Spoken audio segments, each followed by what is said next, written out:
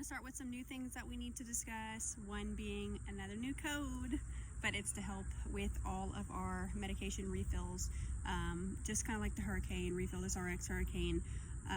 It's just another method that maybe we can set up expectations for our clients and help us to be able to get services and requests done in a timely fashion that's actually reasonable for us. So this Fill This RX code is a Fill This non-urgent RX code. And what this means is basically if we can get used to asking the question, do you have enough of the medication to get through noon tomorrow? And if they say yes, say, okay, it'll be ready by noon tomorrow. And put it in that code, Fill This RX non-urgent. It'll go into the non-urgent worklist messages for nurses, and they can fill it by noon the next day. And there'll be a couple of security measures in place, such as the OTC nurse, the first 30 to 45 minutes of their day, they'll actually spend catching up from anything that maybe was missed from the day before. Of course, the lab nurse on any given day is working through those urgent worklist messages, and of course they can check the non-urgent as well, along with other nurses as it's on their task list, to ensure that we are double checking and getting all things done in a very timely fashion. If it's done early, that's great. If it's done by the noon the next day, that's still okay if it's in the non-urgent list. If a client has any issue with that, of course, they do need it a little earlier, they're going out of town, whatever else, right? Just stick it back into that urgent work list message, or Fill This urgent work list message. That'll work just the same. That's going to happen for sure. Sometimes, I mean, everybody's living in the same world right now. We forget things, and we need that to be done in a more timely fashion than, we would expect. But most times I think people can be pretty understanding, and it can be done the next day for them.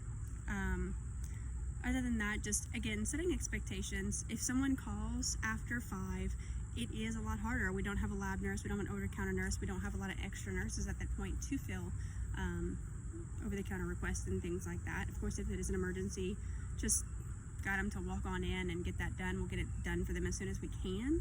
But just realistically, after that time, just let them know so that the next time they'll know in advance, and maybe they won't call quite so last minute for those things. But again, it's all on presentation and how you say those things. Just say, okay, I definitely understand your request. We'll get it done for you as soon as we can. After 5 p.m., we do have a lot more emergencies walking in. So please bear with us until we can get that filled for you, okay? So again, just setting expectations for the client as they're calling and making requests. Even if it's not happening for this time, they'll usually do better on the next time. All right, so that's the new code. Also, I know a lot of people are using the Press 2 for the just leave a message for that work list to be made. And so the CCS team is not necessarily talking to the clients. They're getting basically an email with their message recorded on a machine. We're going to get Charlie to hopefully change that message soon to set up the expectations for the next following day instead of 2 to 4 hours or something like that. I believe is what it says, with more timely requests. So we'll go ahead and change that as well. And so if they need it done earlier, maybe they'll say so on the message, since the prompt will actually say it'll be ready for noon the next day. Okay, that will take some time because it does get Rater involved and Charlie's time and things like that. So I just want to let you know that that will be coming for the future, but for the time being, maybe know to put those in the urgent work list messages if it doesn't state otherwise. Okay, and I definitely will keep you posted on when that message is changed for when they press 2 and leave a message for a refill.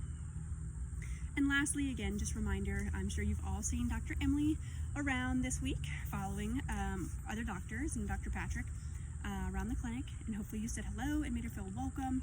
Just a reminder that you will actually see her appear on the Avamart calendar next week, Monday through Friday, 4 to 10 is her general shift. So she'll actually start working full shifts with nurses, seeing regular appointments and such for the first week or two, or until you hear otherwise. We'll go ahead and add an extra 10 minutes to the usual appointment time per appointment type to help her get settled in and not overwhelm her in the beginning, just to give her a little extra time as she's getting used to us and how we do things, okay? All right, well, that's my update for the week. Thanks so much. Have a great one.